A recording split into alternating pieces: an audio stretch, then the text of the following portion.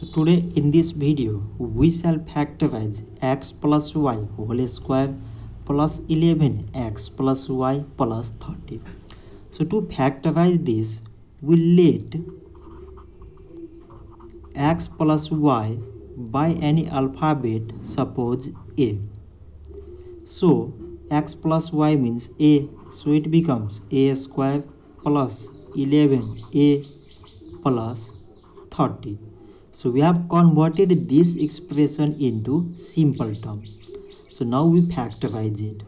So first term a square and the last term plus 30. So both are same. Now we need the center part. So for that we factorize the last number 30.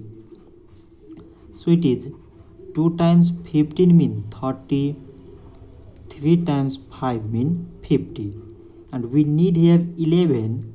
So 2 times 3 means 6, and this plus 5 means 11. So it is expressed as plus 6a plus 5a. It means it is plus 11a. So now we find out common in these both first expression and these both last expression. So both contain a, so a is common. Remaining in the first is a plus 6.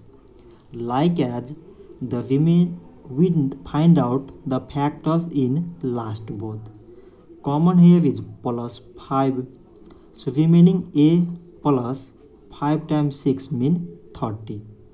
So now we again find out common in first and last expression. So both contain a plus 6.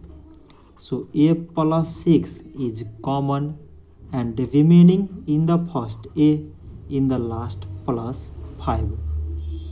So we have converted it into the simple term, and we let here a means x plus y.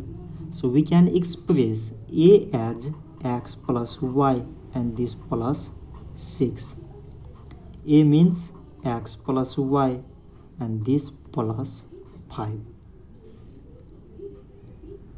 So x plus y plus 6, x plus y plus 5 are the required factors.